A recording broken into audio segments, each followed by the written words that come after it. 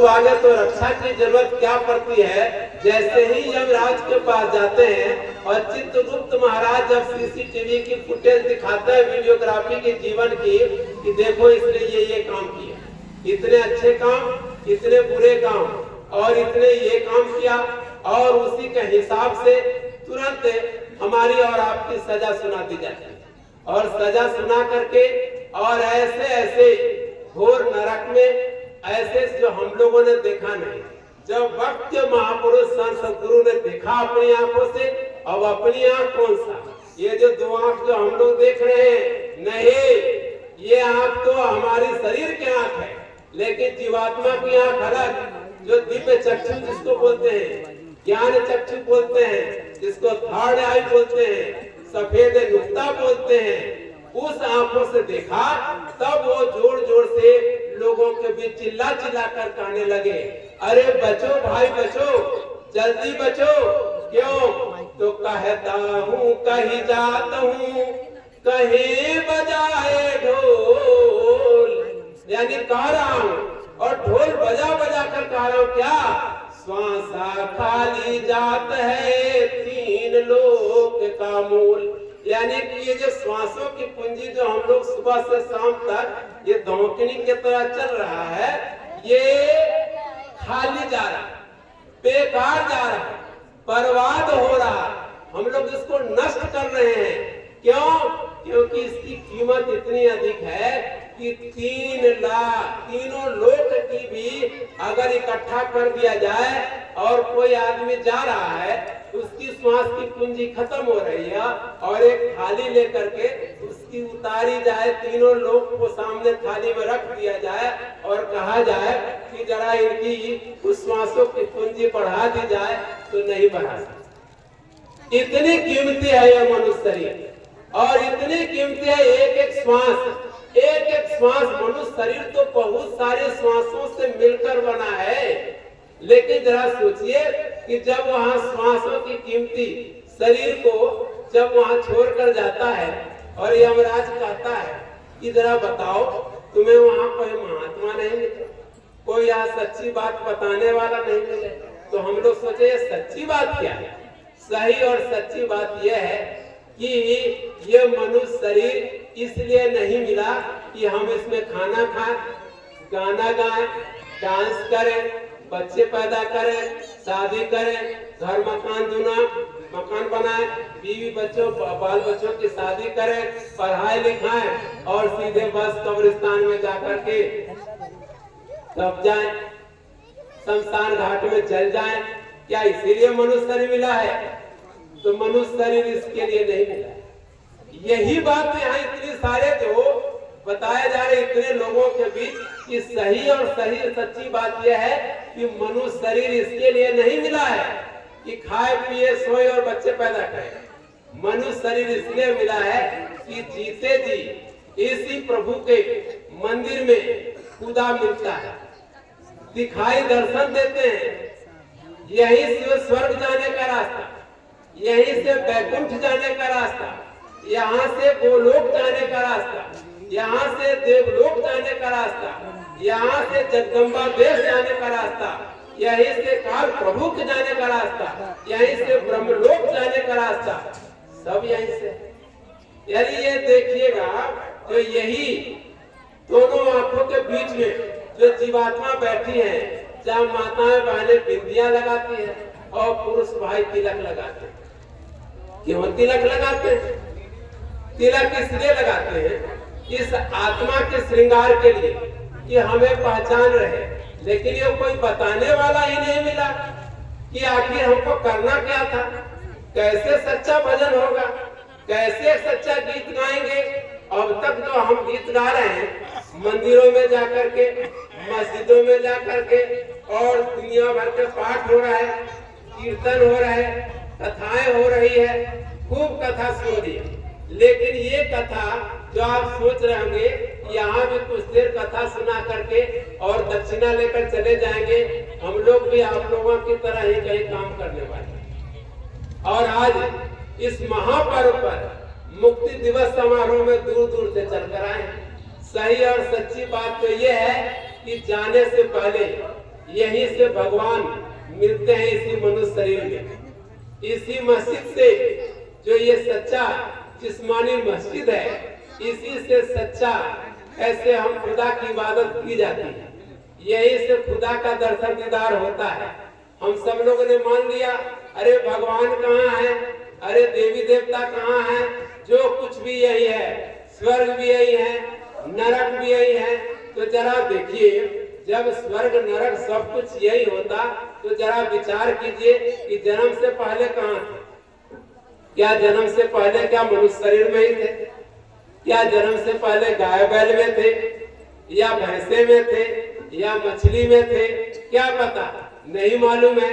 अंधेरे में हमको मालूम है नहीं, दूसरे को ज्ञान दे रहे हैं। और जिसने देखा परखा, अगर वो सबको गली गली ढूंढ करके बता रहा, मान जाएगा तो अच्छे रहेंगे। तो सही और सच्ची बात तो ये है कि यही मनुष्य शरीर का सच्चा मंदिर है, और इसी में भजन किया जाता है। इसी में सच्चा भजन कैसे किया जाता है? ये तो सद्गुरु के पास उनके चरणों में आकर बैठना पड़ेगा। एक आदमी था, तो कहने लगा, देखिए मैं बहुत भगवान को मानता हूँ, पूजा पाठ करता हूँ, मैं सब काम करता हूँ, लेकिन देखता क्या हूँ कि जैसा मैं चाहता हूँ वैसा नहीं होता। कहा अच्छा ऐसी बात है, तो क्या करना चाहते हो? तो देखिए मैं बहुत गरीब आदमी हूँ, तो मैं चाहता हूँ कि इस गरीबी को दूर हो जाए। अच्छा, तो गरीबी दूर होना चाहते हो? तो हाँ, तो गरीबी तो दूर हो जाएगी। लेकिन महाराज ये देखता है, वो महात्मा जी खड़े थे सामने, तो आदमी कहने लगा, देखिए महात्मा जी, आपके पास में आया हूँ गरीबी दूर करने। तो कहा बच्चा, गरीबी तो दूर हो जाएगी, दुख नहीं दूर होगा, क्योंकि दुख दूर होगा तो सुख भी चला जाएगा। इसलिए ये जो संसार है, दुख और सुख और पाप पुण्य दोनों मिलकर बना है। इससे बचने का तरीका अलग है। लेकिन तुम जो सोचते हो कि धन मिल जाए, तो देखो एक सामने चिराग रखा हुआ, ये चिराग रखा हुआ, इसको देखो, ये चिराग जलता है, इससे जो मांगते हैं मांगता है, पूरा कर देता है। लेकिन सब लोग तंग आकर के इसको फेंक करके चले गए। कहा कि अच्छा ऐसा बात है, सब लोग आए और इसको फेंक करके चले गए, क्यों? इस चिराग में क्या है? अरे मैं तो कहूंगा ये चिराग मत छूना, इसको मत लेना। कहा कि ना ना ना ना, कोई बात तो जरूर है महात्मा जी, आप कह रहे हैं पूरा दुख नहीं दूर होगा, सुख भी चला जाएगा, हम तो चाहते हैं पूरा ही दुख खत्म हो जाए। कहा कि अच्छा, तो अब ऐसा देखो, हमारे पास तो कुछ देर बैठना पड़ेगा, सत्संग भी सुनना पड़ेगा। कहना कि इतना समय नहीं है। मैं तो ये चिराग लेकर भागा चिराग लेकर के।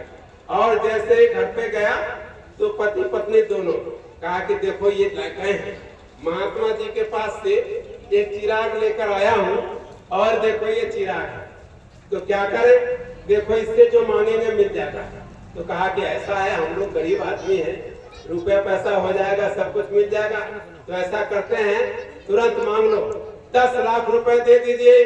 तुरंत बगल में कोठरी का दरवाजा खुला और आवाज आई, देखो 10 लाख इस पेटी में रखा हुआ है, 10 लाख इस पेटी में रखा हुआ है। तो तब तक इसी बीच में खबर आ गई कि आपका बेटा मर गया। अबे 10 लाख क्यों? तो आपका बेटा मर गया, क्योंकि आपके बेटे के नाम पर 10 लाख इंश्योरेंस था, वो आ गया आपके ऊपर, वही पैसा इधर आ गया।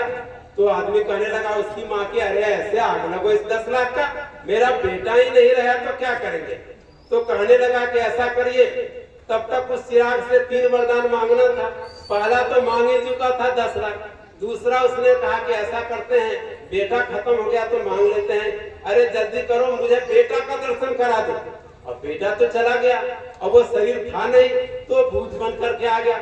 और उस गांव, उसके घर में, कमरे में, आंगन में आवाज देने लगा, मैं आ गया, मैं आ गया, देखो माँ मैं आ गया, देखिए पिताजी मैं आ गया।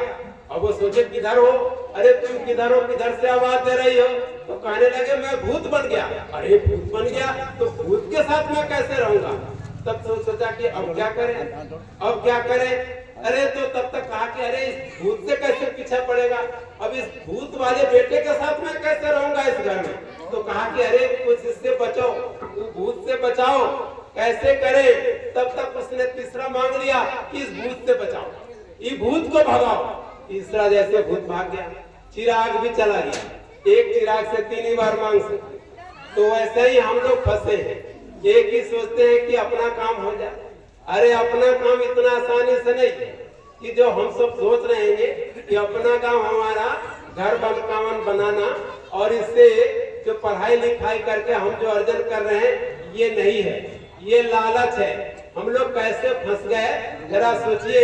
एक उदाहरण, जैसे बंदर को फंसाने वाला होता है, वो छोटी सी मटकी रखता है और उस मटकी में क्या करता है कि कुछ चने के दाने उसमें डाल देता है, ऊपर से मुंह उसका छोटा होता है और उसके मटकी को बांध करके खूंटे से बगल में रस्सी से बांधे रहता है। बंदर उसे चने के लालच के दाने, चने के दाने के लालच में आता है, देखता है अरे अंदर है, अंदर इसके अंदर देखता है। जैसे ये देखता है अंदर हाथ घुसाता है, अंदर घुसा करके और हाथ ऐसे जबरदस्त बांध देता है। मस्त उसके हाथ में तो आ गया चना, अब खुश हो गया। लेकिन अब हाथ निकले कैसे, मटकी में फंस गया। अब मुट्ठी खोले तो हाथ निकले, अब मुट्ठी बंधा है तो हाथ निकले नहीं। तो अब उसी में जोर जोर से चिल्ला रहा, ची ची कर रहा, हाथ बांधे हुए, हाथ मुट्ठी बांधे हुए कि चना निकाल लो इसमें, लेकिन निकल नहीं रहा। ठीक वही हाल हम तब तक मदारी वाला आता है और बंदर को पकड़ के जेल खाने में डाल देता है। हम लोगों की हालत भी यही है, इसी मनुष्य शरीर में बैठे हैं और इसी बंदर जो ये मटकी है हमारा, जो ये काल माया के देश में जो घर मकान दुकान बीवी बच्चे अड़ोस पड़ोस नातेदार रिश्तेदार बिजनेस व्यापार मकान खेती बाड़ी, ये मटकी है। और इसी मटकी में ऐसे फंसे हुए हैं कि इसमें से निकलने का रास्ता नहीं। हम जोर से पकड़े हैं। महात्मा कहते हैं जरा सा इसका ढीला कर, जरा सा इसका ढीला तो करो। ढीला करना नहीं चाहते और इसको छोड़ना नहीं चाहते और उसके जोर से पकड़े हुए कि हम इसमें से निकल जाएं। तो जोर से पकड़ के निकलने वाला कोई नहीं, आज तक कोई नहीं निकला, सब फंसे रह गए। एक कहानी बताऊंगा आपको। ये एक लकड़हारा था। लकड़हारा का काम क्या था कि जाता था, सुबह निकलता था, दिन भर जंगल से लकड़ियों को काट करके लाता था और शाम को शहर में बेचता था। बस उसका यही काम था। सुबह से शाम तक लकड़ी काटना, शाम को बेचना, इसी से उसका जीवन यापन। उसके रास्ते में जंगल आने जाने के रास्ते में एक महात्मा जी का आश्रम था। महात्मा जी ने देखा कि ये लकड़हारा बहुत दिनों से लकड़ी काट रहा है, तो उसको बुला, इधर, अरे इधर आ जा। तो उसने कहा अच्छा हाँ बताइए महाराज। उनके पास गया, चरणों में दंडवत प्रणाम किया, कहा कि हुजूर महाराज बताइए। अरे तुम जो लकड़हारा वही तो हो जो लकड़ी काटते हो और शाम को बेचने जाता। हाँ हुजूर महाराज वही लकड़हारा हूँ। अरे तो लकड़ी कब तक काटोगे, ये लकड़ी कब तक काटोगे। जहाँ लकड़ी काटते हो उसी से आगे बगल में थोड़ा सा 1 किलोमीटर और चले जाना, वहाँ चंदन का बाग है, चंदन का जंगल है। अरे चंदन की लकड़ियां काट कर ले जाओगे तो ज्यादा बिकेगा, ज्यादा पैसे कमाओगे। अच्छा महाराज ये तो बात मुझे ही पता नहीं, मैं इतने दिनों से इसी जंगल में हूँ और चंदन का बाग देखा नहीं। तो कहा क्या करना, तो अरे जाओ उसी में आगे चले जाना।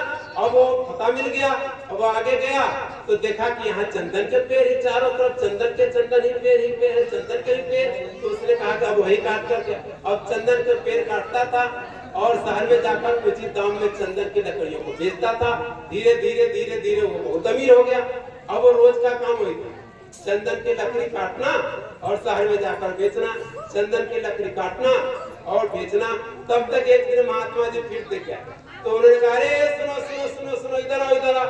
अरे तुम वही लकड़हारा हो जो लकड़ी काट कर बेचते थे। तो हाँ महाराज अभी, तो अब क्या कर रहे हो। तो हुजूर आपने बताया था चंदन की बाग आ गया, चंदन की लकड़ी काट कर बेचता हूँ। अरे कहीं का, अरे चंदन की लकड़ी कब तक काट करके बेचते रहोगे। तो हुजूर मैं अब क्या करूं। अरे जहां तुम चंदन की लकड़ी काटते हो उसी से थोड़ा सा आगे आधे बाएं तरफ जाना और दाएं तरफ होना, 1 किलोमीटर और चले जाना। तो वहीं पे चांदी की खान है, चांदी की चांदी की खान है, उसी से खुदाई करो और चांदी बेचो। कहा कि अच्छा, ये तो मुझे पता ही नहीं चला, आज से मैं यही करता हूँ। और थोड़ा सा आगे गया, बाएं गया, दाएं गया, 1 किलोमीटर सामने चांदी देखा कि अरे चांदी का खान है, तो चांदी ले जाकर बेचने लगा। अब बताओ, जो लकड़ी काटता था, चंदन बेचता था, और वो चांदी बेचने लगा, तो उसके तो और अमीर हो गए, बड़े सेठ कहलाने लगे। अब कभी कभी आता था जंगल में चांदी लाने। तो एक दिन फिर महात्मा जी, कुछ दिन 6 महीने बीत हो गए, तो महात्मा जी ने देखा कि अरे इधर आओ, इधर तुम, अरे तुम वही लकड़हारा हो ना, जो लकड़ी काटते थे, चंदन बेचते थे। अरे तो क्या कर रहे हो? हुजूर महाराज, आपने कहा था कि चांदी बेचना है, चांदी ले जाता हूँ, चांदी बेचता हूँ। अरे मूर्ख कहेगा, तू मूर्ख ही रहेगा। अरे चांदी कब तक बेचोगे? अरे थोड़ा सा आगे चले जाना, जहाँ चांदी खोदते हो उसी से दाएं तरफ आधा किलोमीटर आगे जाना, तो वहाँ सोने का खान है, सोने का खान है, सोने निकालो, सोना बेचो। काफी अच्छा महाराज, मैं आज ही से बेचता हूँ। और जब आगे गया दाएं और आगे आधा किलोमीटर गया, देखा कि अरे सोने का ही खान है, तो सोना बेचने लगा। तो कहा कि अब सोना, अब तो कभी कभी आता था, एक बार जाता था, खूब भर करके सोना पूछकर। अब तो उसके चर्चे एक शहर का, बड़े बड़े शहरों में चारों तरफ सोने की सप्लाई देश विदेश होने लगा, और इतना महासेठ बन गया। कहा कि अब कभी कभी आता था। फिर 6 महीने बाद जब जा रहा था उसी जंगल के रास्ते में, तब तक महात्मा जी ने कहा, इधर सुनो, इधर सुनो, इधर सुनो। अरे देखो, तुम वही लकड़हारा हो जो लकड़ी बेचते थे? हाँ महाराज, मैं वही हूँ। अरे क्या कर रहे हो? तो हुजूर आपने कहा था सोना बेचने के लिए, अपना जगह से सोना निकालता हूँ, सोना बेचता हूँ, और सब जगह सप्लाई जाती है मेरे सोने की। कहा कि अरे देखो, तू मूर्ख ही रहेगा, सोना कब तक बेचेगा? अरे जब वहीं आगे आधा किलोमीटर और आगे चले जाता और बाएं तरफ मुड़ जाएगा, तो हीरे का खान है, हीरा, हीरे का खान है, वही तुम अब तक सोने में ही लटके हुए हो। कहा कि अच्छा महाराज, मैं आज ही से बेचता हूँ। और तुरंत गया और हीरा ले जाता था। अब उसकी हीरे की दूर दूर तक अब उसके सप्लाई होने लगे। अब उसके इतने चर्चे हो गए कि वो साल भर में जाता था, और साल भर में जाता था, एक बार जाता था जंगल से लेकर के और सप्लाई करता था। तब तक महात्मा जी के पास चला गया। अरे इतना महासेठ हो गया। कहा कि जिनके महात्मा जी के कारण मैं इतना बड़ा सेठ बन गया, चलो आज महात्मा जी के पास चलते हैं। महात्मा जी के पास उनके चरणों में किया, प्रणाम किया। तो महात्मा जी कहने लगा, अरे तुम तो वही लकड़हारे हो? तो हाँ महाराज, वही लकड़हारा। अरे मूर्ख कहीं का, ये तुम लकड़ी, चंदन, हीरे, सोना, चांदी कब तक बेचोगे? अरे महाराज, हम क्या? अरे मूर्ख कहीं का, ये तो बाहर की है, बाहर की दौलत छोड़कर जाना पड़ेगा। मुझे भी पता है, मैं भी तो, जब मुझे तुमको पता बता रहा हूँ, और मुझे जब पता है, मैंने तो आज तक बेचा नहीं। जब मैं तुमको बता रहा हूँ, और मैंने आज तक इसमें से न सोना बेचा, न चांदी बेचा, न हीरा बेचा, न चंदन बेचा, तो मैं यहाँ क्या कर रहा हूँ आश्रम में? तो महाराज क्या करूँ? अरे इसके अंदर जो जीता जागता धन है, जो खत्म नहीं हो सकता, कोई चुरा नहीं सकता, कोई ले जा नहीं सकता, ऐसी और आध्यात्मिक दौलत जो दोनों आंखों के बीच बैठी है, यही से रास्ता जाता है आत्म ज्ञान का। ये रास्ता ले लो, तो ये जरूरत है क्या? इसकी क्या जरूरत? जिसको ये मिल गए वो तो राजपाट छोड़ दिए, राजा महाराजा अपने राज को त्याग दिया और कहने लगे कि अब कोई नहीं, बेकार है। राजा बलक कबीर साहब के पास आए। 6 साल रहने के बाद जब वहां सेवा करते रहे, तब तक अफगानिस्तान बुखारा देश पड़ता है, अब नाम बदल गया। उसका राजा था बलक। वहां से उसकी बड़ी तीव्र लालसा थी कि कोई महात्मा मिले, मैं उसे सच्चा आत्म ज्ञान का दौलत लूं। पता चला कि कबीर साहब काशी में रहते हैं, तो वहां अपना राज छोड़ करके चला गया काशी में कबीर साहब के पास, और वहीं सत्संग सुनता था, सुबह शाम सेवा करता था, झाड़ू लगाता था, दरी बिछाता था, आए गए लोगों का सत्कार करता था। तो 6 बरस के बाद उसको जब नाम की दौलत देती कबीर साहब ने, और सच्चा भजन करने लगा, जब पूरा हो गया 12 बरस के बाद वहां से कबीर साहब ने कहा कि अब जा सकते, और वहां से चल दिया। तो रास्ते में जब ये आया इधर अपने देश की तरफ जा रहा था, उधर अफगानिस्तान अपने बुखारा देश की तरफ, तो यही पाकिस्तान में सिंधु नदी के किनारे, तो उसका राज का सिंधु नदी के किनारा तक था। तो देखा उसके राज के कुछ मंत्री लोग उस रास्ते से गुजर रहे और ये अपने महात्मा बने बैठे हुए उसी सिंधु नदी के किनारे। तो कहने लगे, मंत्री ने बड़े गौर से देखा कि अरे ये तो राजा बनक के जैसा कुछ दिख रहे हैं, जो राज छोड़कर चले गए थे महात्मा की खोज में। तो गए और उन्होंने कहा कि महाराज आप राजा बनक हो? तो कहते हैं बनक नाम तो जानते हैं, नाम तो मेरा बनक ही है। तो अरे महाराज आप इतने दिन से यहाँ हैं, हम लोग बहुत दूर रहे हैं, चलिए और चलिए अपने देश, आपका राज अभी भी आपके राज सिंहासन खाली है, आपकी प्रतीक्षा कर रहा है और आप चलिए वहां। कहा कि अरे वहां क्या जाकर, नहीं नहीं आपको चलना पड़ेगा, आपको अभी ले चलूंगा। कहा कि अच्छा तो क्या करोगे? तो कहा कि ऐसा चलूंगा, लेकिन सही सच्ची बात तो यह है कि देखो ये सुई है, ये सुई पानी में फेंक दी और सुई पानी में फेंक दिया और मंत्री से कहा कि जरा ढूंढ कर लाओ। तो कहा कि महाराज ये सुई इतनी गहरी पानी में कहाँ चला गया, कौन ढूंढ सकता है, कैसे पता चलेगा? अरे ऐसी सुई तो हजारों सुई मिल जाएगी, चलिए अपने राज्य में, वहाँ सुई बहुत मिलेगी। कहा कि अच्छा तो तुम मेरा एक काम नहीं कर सकते? देखो मेरा सुई तुम नहीं कर सकते तो कोई और कर सकता है। और उन्होंने एक आवाज दी और तुरंत एक मछली उधर से सुई को अपने मुंह में दबाई सामने आ गई। कहा कि देखो जो मेरी आज्ञा, मेरा कहना ये मछली तक मान रहा है, तो तुमसे नहीं हो सकता। ऐसे राज्य को छोड़ करके तुम्हारे छोटे से राज्य को कौन जाएगा, कौन जाएगा? तो महात्मा तो ऐसी दौलत देना चाहते, ऐसी कीमती दौलत हमारे अंदर है, लेकिन हमको पता ही नहीं। जैसे जीवात्मा के ऊपर इतनी बत्ती जल रही है, लेकिन पता ही नहीं, आंख बंद करते हैं अंधेरा दिखता है, किधर है क्या है किधर है कुछ नहीं पता, अंधेरे में खोज रहेंगे। भगवान मिल जाए ऐसे नहीं मिलते।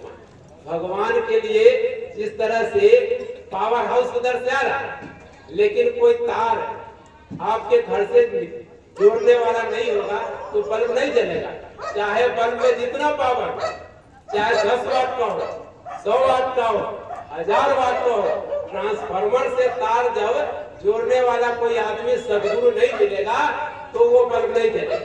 वो ऐसे ही बल्ब शीशे का शीशा लटका रहेगा। तो श्वासा खाली जाते हैं 3 लोग का मूल, तो ये श्वास खाली जा रहा है, बेकार जा रहा है, क्योंकि इसको जगाने वाला अगर सदगुरु नहीं मिला, तार जोड़ने वाला नहीं मिला तो बेकार जा रहा है और बेकार चला जाएगा। इसके लिए चाहिए कि सदगुरु से ऐसे जैसे मिले, उनके चरणों में बैठ करके। हम लोग सोचते हैं कि बड़ा काम आसान है, इतना आसान नहीं है। इतना आसान होता तो बहुत। अरे भाई आसानी से कोई चीज अगर मिल जाए तो उसकी कीमत नहीं है।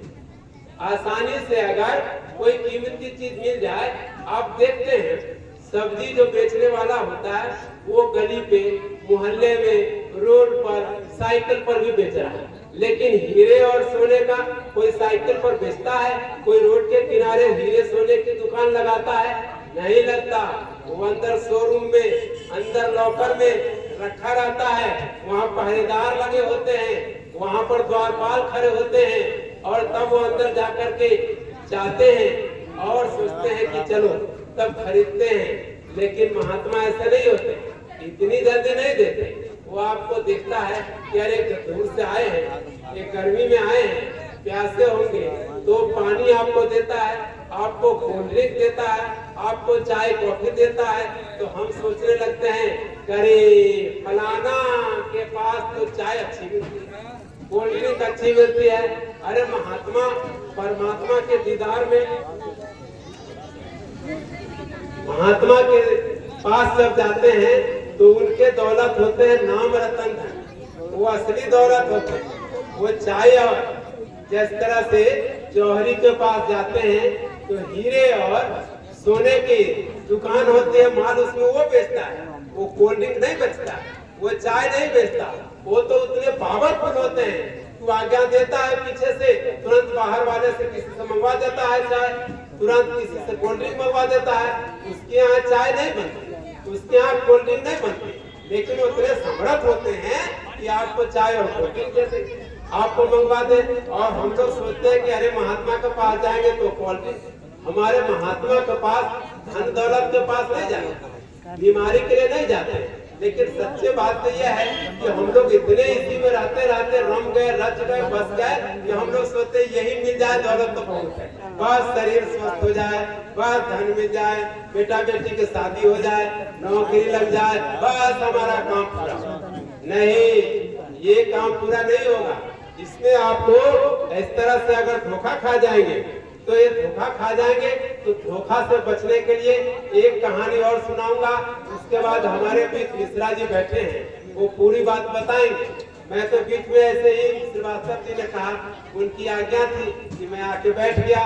तो एक कहानी है कि जिस तरह से दिल्ली शहर में हम रहते हैं, उसी तरह दिल्ली शहर का एक बहुत बड़ा शहर, जिस तरह से मुंबई है, बेंगलोर है, टोक्यो, लंदन है, न्यूयॉर्क है, वाशिंगटन है, ऐसे ही एक बहुत बड़ा शहर। और शहर से दूर पास किनारे पे जाकर के एक महात्मा जी रहते हैं। महात्मा जी, उनके आश्रम छोटा था, 10-12